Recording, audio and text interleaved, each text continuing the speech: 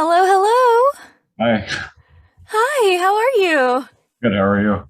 I'm good. I'm good. I'm doing well. Thanks for willing to do this. Well, I'm excited to be here, so yeah. Yeah. So I can just, before getting to the Genshin topic, I can just jump around then and with your career so far. Yeah, sure. Yeah, absolutely.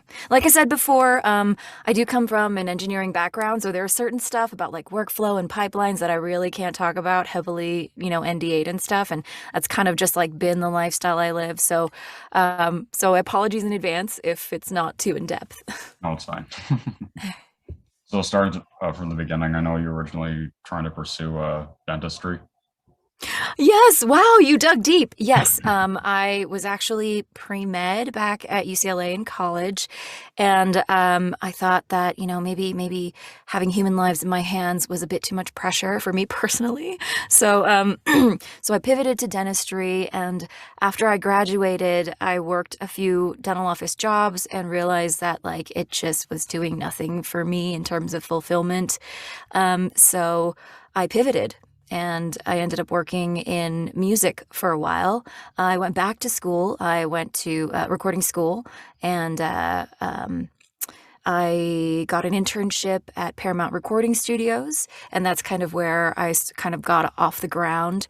And yeah, before I go too far deep into that, like any other questions about along the way? Well, I was gonna ask next of what was the any kind of first paid entertainment industry job that you had? Yeah, so I think the internship at Paramount was first. During that, oh wait, was it or was it?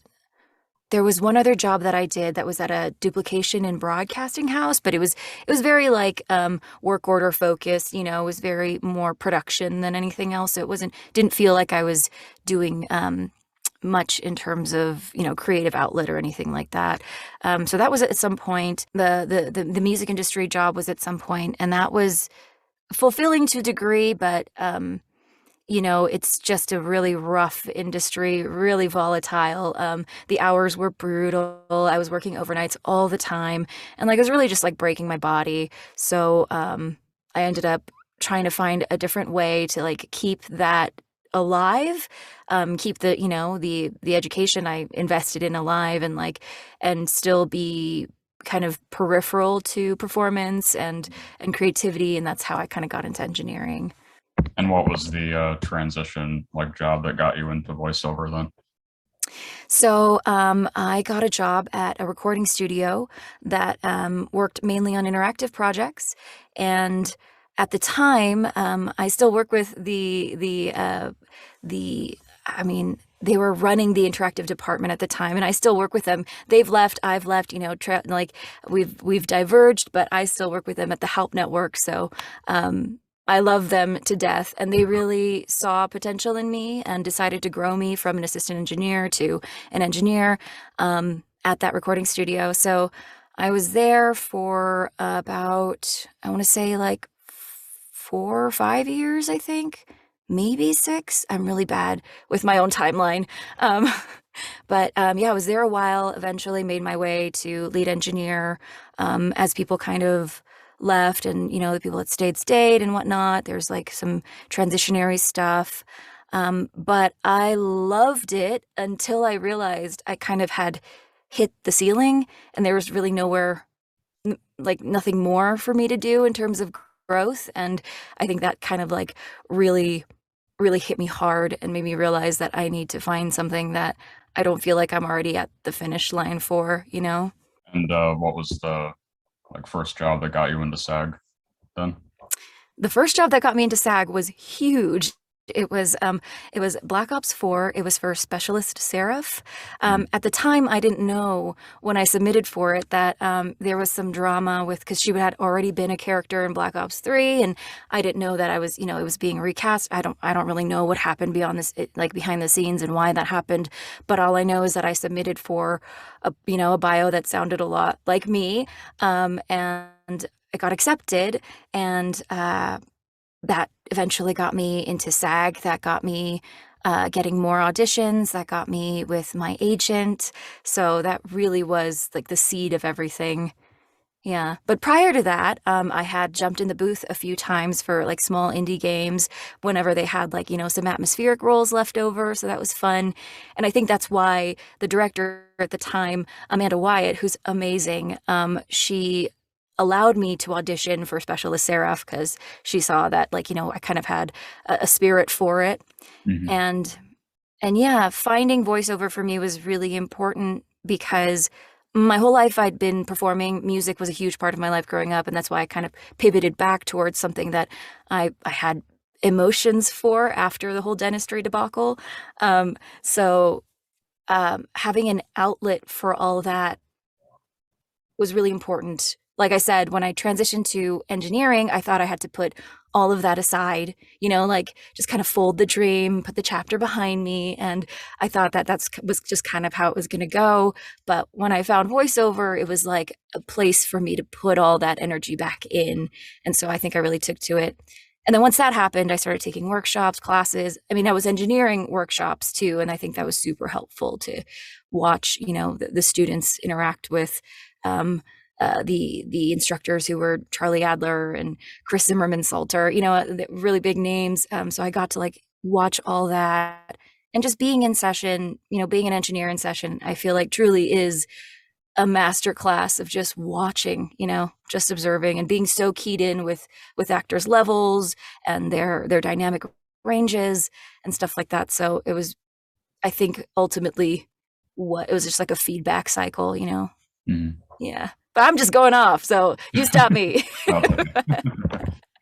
Well, like the first part of your answer, considering what you said, did you find it, or do you still find it easier to do the really emotionally involved roles? Oh yeah, I love the emotionally charged roles. There are a few that are like ongoing that I can't talk about, but just recently I did a session where um, like I legitimately had to cry, and it was a scene where I had a scene partner, which is, not always the case in voiceover. A lot of the times you're alone in the booth with the director, and stuff like that. But with the Zoom and all that, we were able to do these ensemble sessions again and stuff. So I had a scene partner, and it was a really emotionally charged scene, and we were both getting heated and angry, and it was really like at the end of the day when I like turned off my computer, I was just like, that's what I live for.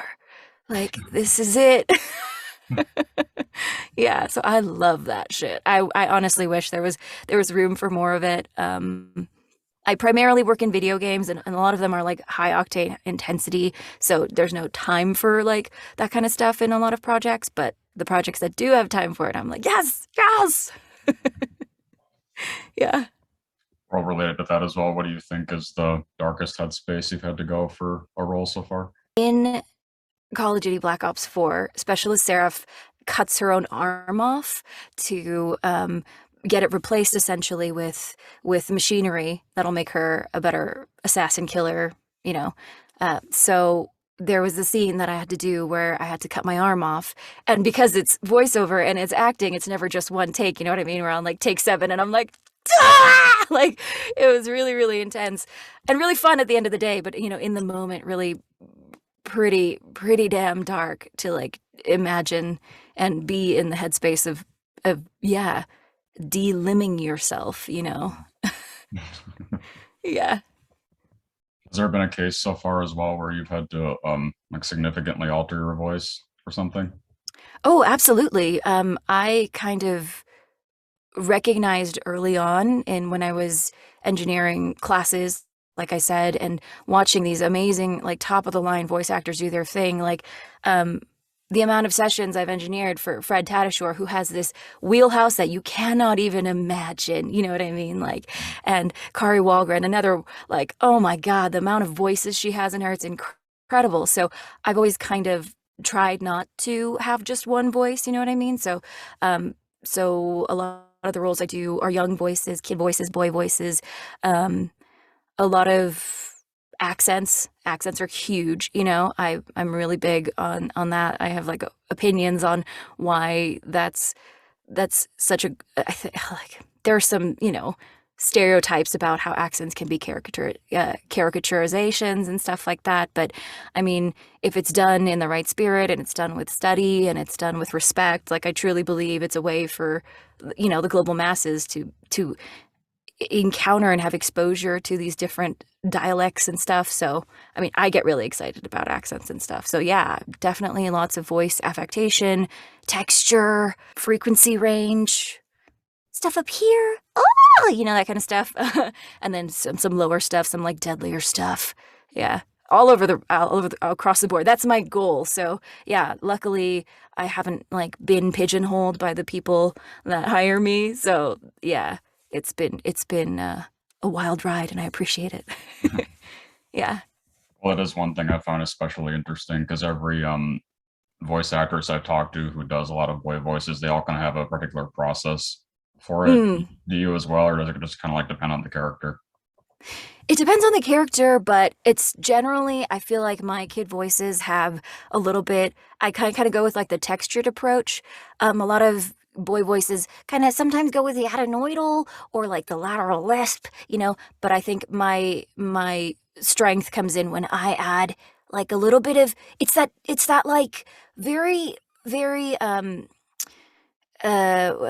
typical kind of constriction of the back of your throat and the nose, but also at the same time, like I'm expelling like a lot more air than I normally would. So that's kind of like where I take the boy voice. And sometimes there's like a lot of like weight behind it, like he's kind of a big boy, you know what I mean?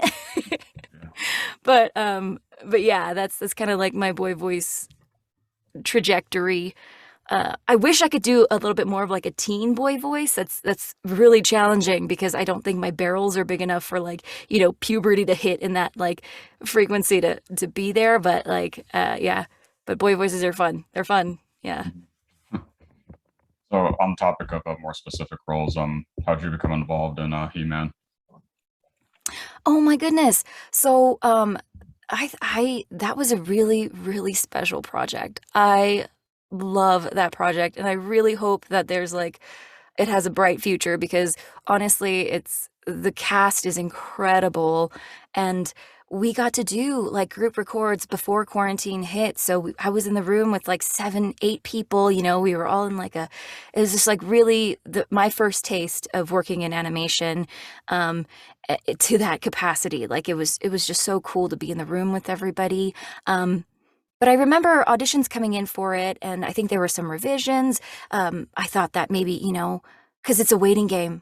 Auditions are always a waiting game. It's like, and it's some people call it a numbers game. Some people call it submitting into the black hole. Like, there's different ways that people cope with this whole process. But I didn't think anything of it until, similar auditions started coming in. And then I think there were like I'm not sure what happened with the production, but eventually they had me in, and it was just so special just right away. And it was so fun. And the character's so awesome. Like, I wish I grew up with Krass on the big screen, like she's so dope. But yeah, so that one was, yeah, I just submitted. Pretty bland.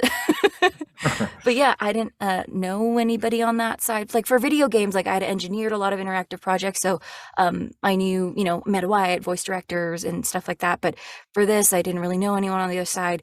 And Colette Sunderman, who's who was the voice director for He-Man, was so lovely. She's just she's just got great energy. Just was so awesome just right from the get-go. So I think I went in for like a scratch, like a callback type thing. Right. And then, yeah, so it was kind of a selection process, but yeah, they wanted someone spunky. And so I got it. And I'm so happy because it's so fun. Yeah.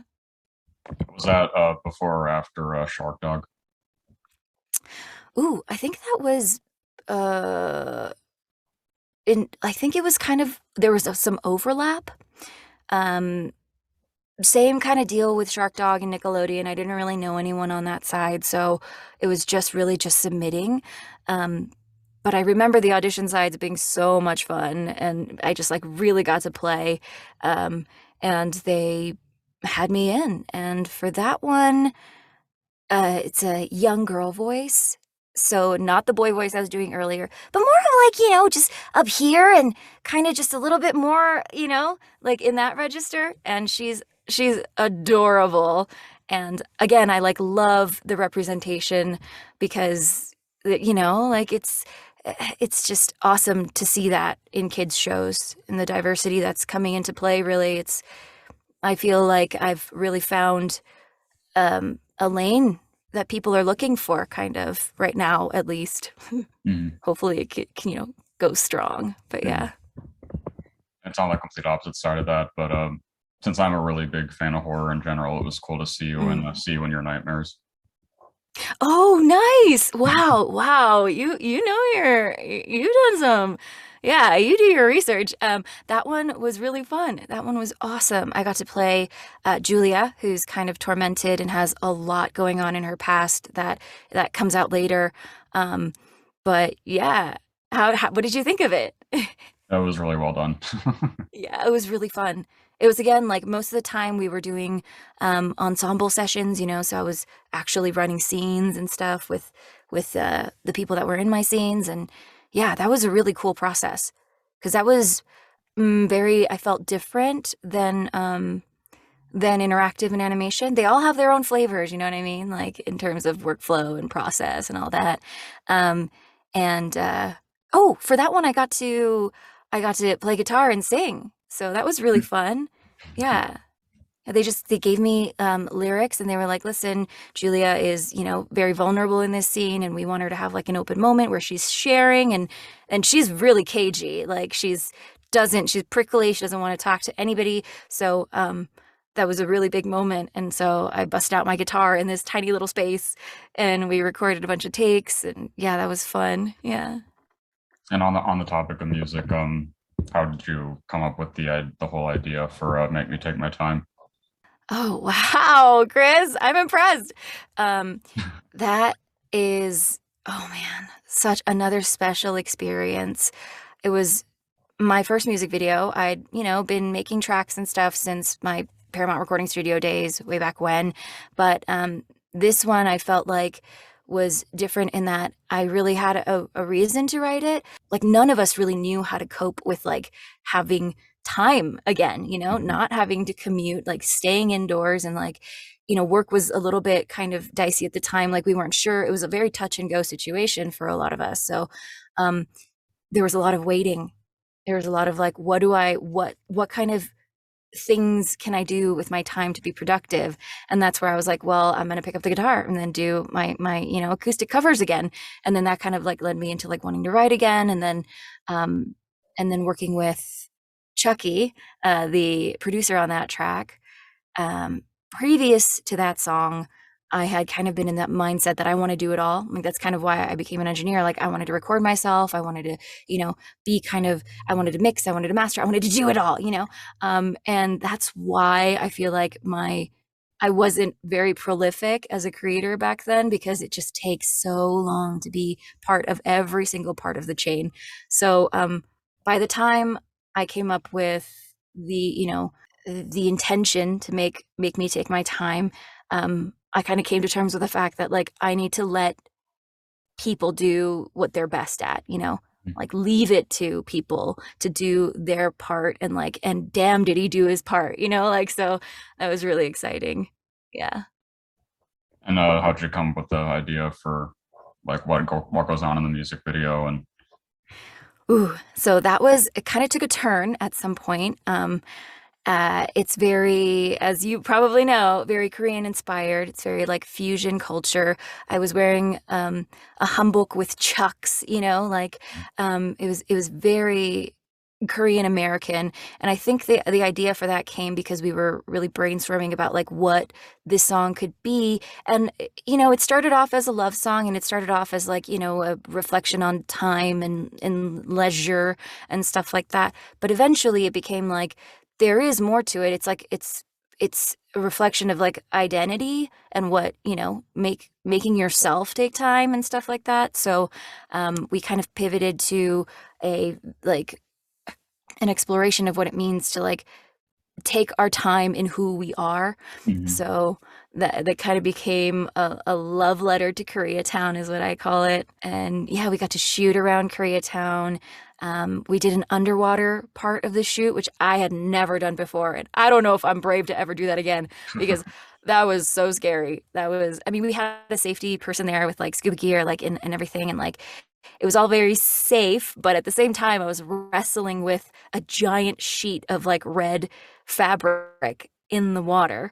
So that actually might be one of the darkest headspaces I've been in because there were a few times I came up for air and it draped over my face and it like essentially waterboarded me. And they would like everyone would like clamber to like get it off of me, and like let me breathe and stuff like that. But I mean, yeah, I mean, I don't think I'm a strong swimmer, but not that strong. So that was an experience, and it Mhm. was freaking cold. I was like freezing my ass off. So um, that was crazy, but worth it because I loved how it turned out. And the Mhm. lighting and everything. So I'm really proud of that project, and I was just working with some super talented people. Um, I was so lucky. They're friends that I had met on motion capture stages. Okay. So like working like sound and motion capture stages, I worked very closely with the camera guys and with the head cam guys and stuff. So I made friends, and then we kind of talked about our personal projects and like personal passions, and this came up, and then you know, kind of just I think I caught them also at a good time when during during quarantine when I was writing the song and like coming up with the idea, um, they also were looking for a little bit of a passion project they could do on the side because at the time, we all had time for that. Mhm. And then as soon as work started spinning up again, it was kind of tough to like coordinate and whatnot. Um, but yeah, I think I just got in at a good time with them. Yeah. Have you been told before that, or maybe it's just in that song, but it sounds similar to Billie Eilish? Oh wow, I have not. I'll Okay. take it. She's rad. Yeah. I'll take it. Yeah. That's awesome. Thank you. Yeah. So, what's the story of how you personally became involved with Genshin? Again, I guess it's kind of just I saw an audition, I submitted, and then I got called back for it, submitted again, and then it kind of just went from there. It's kind of, yeah, kind of a very just kind of straight path, I guess. Mhm. Um, but I got to work with Chris Fiala and Vincent. I'm trying to remember his last name. Richer, Vince Richer. And there was a Gabe in the room. I'm trying to remember everyone that was there, but they were all really awesome. Really fun energy, lots of laughs. Like there were a few times where like I was actually cracking up, which doesn't happen in every session, so it felt kind of special. Yunjin is an awesome character because she is definitely unique among the voices that I've done. She's kind of higher up, but at the same time is quite not imperious per se, but it's as if she's saving her facial muscles for the theater. Like she's just very like composed and calm, and she just has her ducks in a row. Like and like as you know, I do some spunkier characters with like sass and stuff, and so this kind of like was a different kind of performance, so it was really fun to explore. Mhm. Yeah. And, taking into account her whole musical background and her like, the whole opera thing, I'm sure it was easy to connect to her. Yes, yes, because she is a performer. She's always been a performer, like and stuff, and that definitely was the part of the Venn diagram that overlapped, that I could like really just hang on to. And it was so cool to hear the Beijing opera singer come in and do the poetic parts and like the opera parts, and it was just like really rad. I remember like not knowing if it was gonna, if people were going to take to that well, because it is very culturally specific, and not a lot of people are exposed to that. I wasn't exposed to it before this project, so it's really vulnerable to kind of be that culturally specific, but I think people really loved it, and like she got a lot of love. um Yeah, and she's awesome. I think her name is Yang Yang, Hmm. and she's just really awesome. So yeah. Was there any kind of difficulty getting her character, or was it mostly easier for you? I would say like the challenge that I had was that the your voice and the condition of your voice kind of changes day by day, you know? Sometimes I'm more textured, sometimes I'm like huskier in the morning, you know? And sometimes if I like, go to like I don't know, a a sports game or something and yell, for example, then the next day I'm kind of like a little bit spent. So, since she was in such a delicate register, I definitely had to be really careful, like, um, and warm up and not spend myself too much um, and always have, tea and stuff. Like, it was different from the more typical vocal stress, which is, loud, it's elevated, it's thrown a distance, like that's kind of exerts and efforts and and all that other stuff. That's kind of what people think of when they think of vocal stress. But this one was definitely more of like just finding like a very a very specific note in my voice and kind of keeping it there for a number of hours. So some days it would be harder to kind of get there. Some days I would have to drink more tea. Some days I would have to like make sure that my sinus was clear. And so there's all sorts of like techniques I do. There's like a sinus draining technique where like you push and you pull your ear and like, you hold your nose and you breathe. And I've also got like all this handy stuff in my booth. Like I've got Ninja Pepakwa. Have you heard of this stuff? Yeah. Yeah. Yeah. I've got that. I've got, I'm just like show and tell now. I've got a hiccup straw in case I get hiccups because my hiccups are really violent. I know some people are like really cute when they hiccup. That's not me. I sound like I'm dying, like somebody's punching me. So I've got this nasal spray that I use. I don't know if you can see it. It's called Alkalol. Sometimes when I like feel congested, I'll just, spritz this. So I've got like all these things. Oh, this is new. I've got a phonation. What is this called? A sing ring. So Oh. a phonation straw essentially. So when I warm up, I can like do different resistance levels and like and like do stuff like that. And yeah, that actually really helps when I'm a little too husky. Then I use that and it like kind of gets me back into like a more controlled, not so like fry kind of Mm. range. Yeah. I don't know. Is this interesting? Yeah. Okay, good. uh, was there, like, as things got going with Yunjin, was there like a default line that you had to get into her headspace?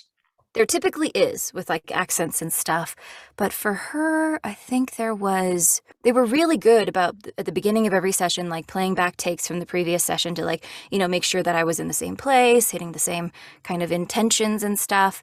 And so I think we were just kind of like really in the pocket and I didn't have a key phrase, which is kind of unusual. Um, but what I did have was a pronunciation Bible. And before each session, I would kind of just go through and like make sure I could like hit like, how to pronounce. Wait, let me see if I can pull it up. Um, how to pronounce a lot of the Chinese words like shenhe Right. and li yue and like, and there's like some ones that really don't look like what they sound like. Hmm. Um, so I would like go through and like kind of, so maybe that was kind of my key in process before each session. I would go through the pronunciation Bible and just like make sure I feel comfortable saying these words. And of course they were, they had people in session to really help me nail that. So they weren't leaving the onus to me or anything. They were definitely guiding me through that pronunciation Bible process. But yeah.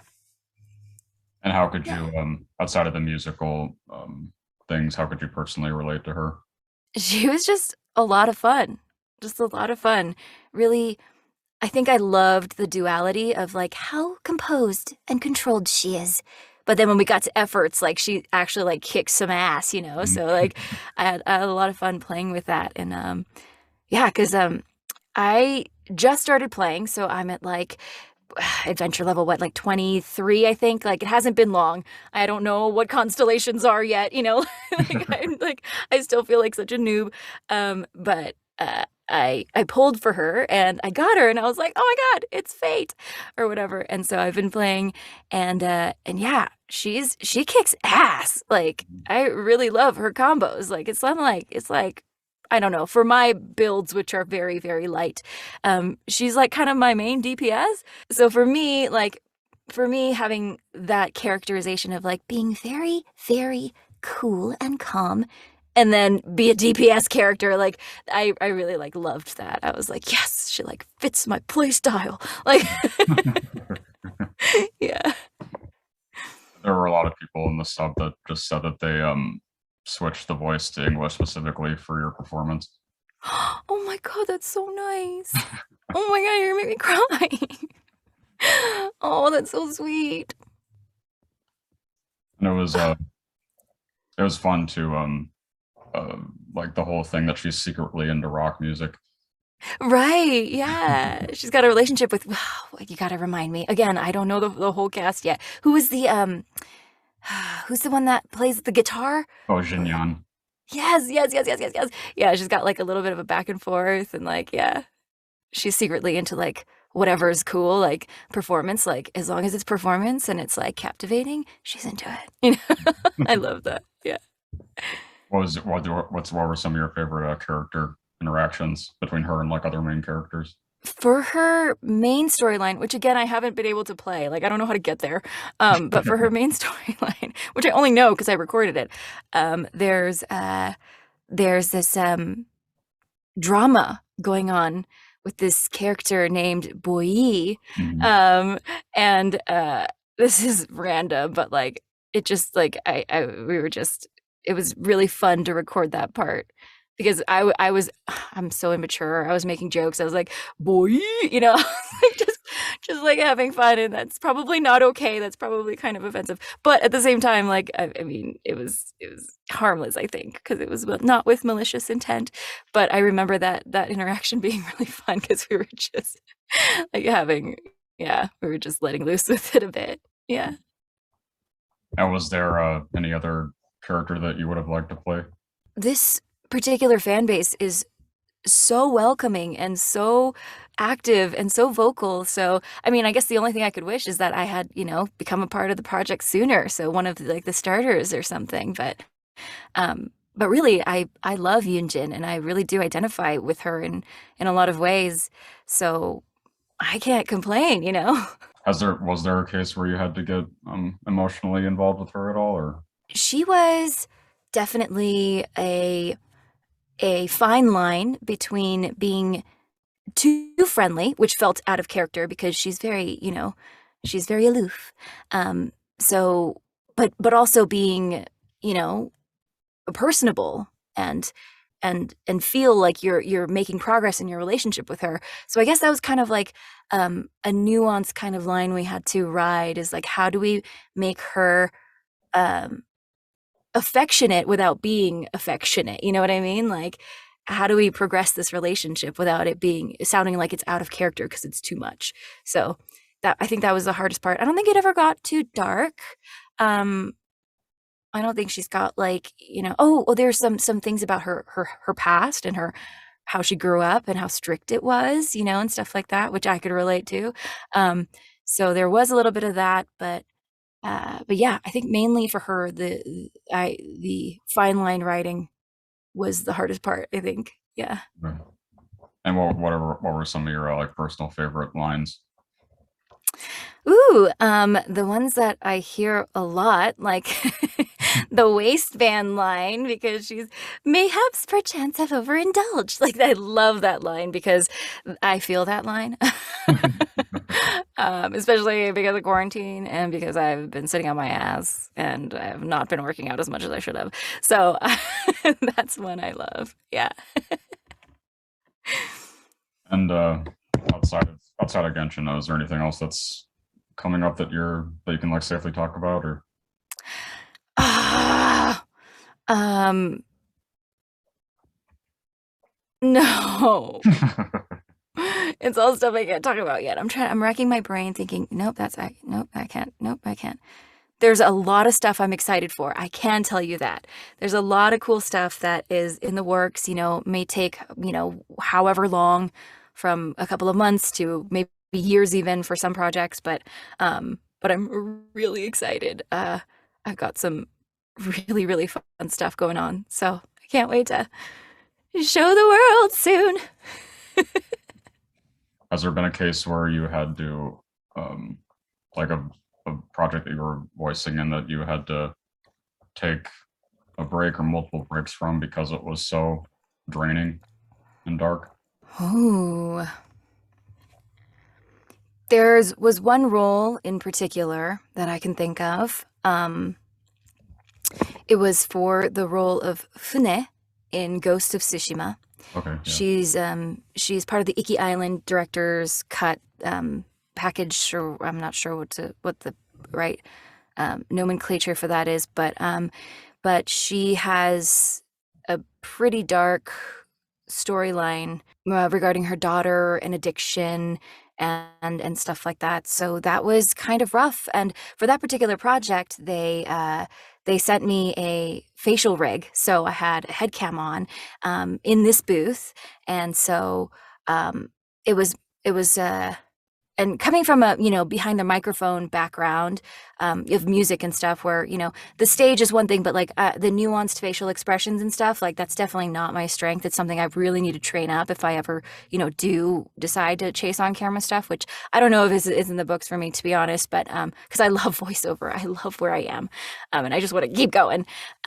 But yeah, the facial stuff, the really small stuff, I don't know if you've noticed, but I'm very like just I exude like a little too much sometimes. People tell me to chill a lot of the times. So that I was to like get in there and to get like in the nitty-gritty of those kinds of emotions, not just vocally, but also in the facial stuff, was kind of a challenge for me in particular. And yeah, I don't know if I needed a break from it, but running those scenes over and over, I think, was definitely emotionally taxing, but at the end of the day, super fulfilling. So not in a negative way, but just really giving it what I have. Mhm. Yeah. Well, the most recent thing or credit I saw was something called A House of Surprises. Oh yeah. Yeah, I mean, I actually haven't checked it out yet. I really need to, but I think it's like a really short thing, right? I really need to look into it. But that was just a really fun, like, I do a lot of kid stuff. I definitely do a lot of kid stuff. And I think because I am kind of that, like, I love the larger than life stuff, like the 110%, the loud stuff, I think that is kind of one of my strengths. So I definitely do get cast in some higher energy stuff like that, and spunky little girls, if I remember the character correctly. So yeah, I hope to do a lot more of that kind of like littler stuff too, because I'm just here to work, you know what I mean? Like, yeah, no project is too small for me, so bring it on. I know Yeah. that I know that your career is still like blossoming, of course, but my final question is always asking, what do you want your legacy to be? Oh, wow. Um, I wow, what a deep question. I would love for, oh man. Oh, it's gonna sound so like, I would love for young girls to know that if they decide to choose, a technical type job like audio engineering or something, that's not all of who they are. Like, STEM is amazing, and I think it's so great that more young girls are getting into STEM, but like, there's nobody can box a person into like one category, really. We're all so much more than that. So I would just love if I could inspire young women to kind of go out of their comfort zones and decide to do maybe like more than one thing and feel empowered in it, and not suffer from the imposter syndrome that I still suffer from. Like, to really know that it can be done, and it has been done, and it's been done in by a woman of color that didn't necessarily have all of, the tools and the acting theater schooling that a lot of actors have had, So, yeah, that I would just love that for people to know that it's possible and that I'm making a viable income and that I'm loving life, like, yeah. And is there something that you want people to take away from your performances? I like to find the fun in everything that I am allowed to. A lot of the games that I do are, again, like very, very straight, very military, very, you know, um, day in and day out. This is what they do. So there's no panic. There's no, that kind of thing. And so when there is an opportunity to really like kind of lean in to characterization, I like to have fun with that. So I guess just fun. I would love if people could, just have fun with VO and what they hear and just kind of know that there is a person behind the mic like having a blast doing that line, like just like to know that we do give it what we have um and yeah, fun, I think Mhm. that's what I'm gonna say. Yeah. Well, thank you. I'm glad that we got to do this. Thank you so much, Chris. This has been really fun, and you really did your homework. Like, good Lord. That was awesome. Well, Yeah. thank you. This was really nice. Yeah. Have a good rest of your day. You as well. Bye.